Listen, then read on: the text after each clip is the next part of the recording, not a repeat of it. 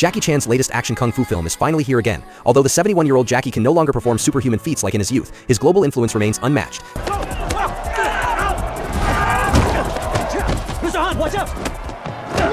Jackie opened a martial arts school in Beijing, where Li Feng had been training for years. However, his mother never supported his practice because his brother had died due to martial arts. One afternoon, his mother suddenly showed up at the dojo due to a job transfer. The family had to move to New York. Although unwilling, Li Feng still followed his mother to New York. Upon arrival, he quickly adapted to the new environment. He soon struck up a lively friendship with Mia, who worked at the pizza shop downstairs. But trouble wasn't far behind. One day, as he passed by a karate dojo, Li Feng's eyes were drawn to it. Ever since coming to New York, he hadn't practiced martial arts, and his hands were getting itchy. But Mia seemed nervous and uneasy.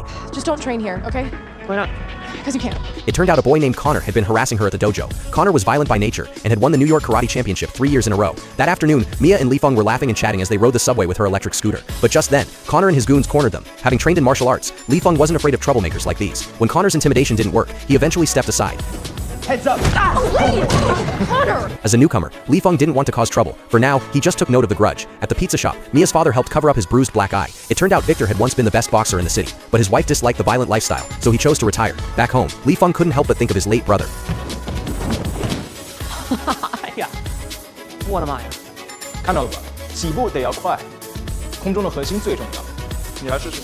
When it was Li Feng's turn to spar, he couldn't quite grasp the technique. The next afternoon, on his way home from school, Connor provoked him again. Filthy insults rang in his ears. Losing control, Li Feng dropped his backpack and charged at Connor. But Connor kept his hands in his pockets, clearly not taking him seriously.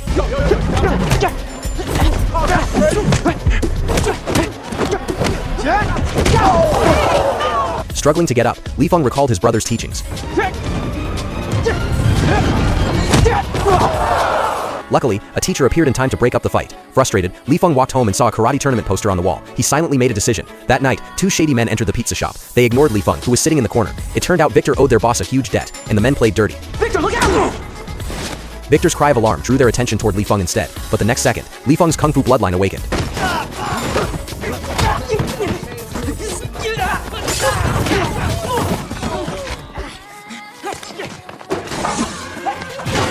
In classic Jackie Chan-style combat, he defeated all three thugs. Victor was amazed by Chinese martial arts, but then changed his tone. Would you teach it? To who? Me. He had borrowed money from a dangerous figure and couldn't repay it. His only chance was to win a match at an underground fight club to clear the debt, but he was getting old. His footwork and punching speed had slowed dramatically. Maybe Chinese kung fu techniques could rejuvenate him. Though eager to help Victor, Li Feng still refused. According to tradition, martial arts could only be passed down with a master's approval. So Li Feng called Jackie Chan and shared his thoughts. 功夫能帮助女朋友吗？我觉得会。助人利己的事情都是好事啊。Sharing your knowledge is a good thing. Excited, Li Feng found Victor right away, and the two began training immediately. First rule of kung fu: everything is kung fu.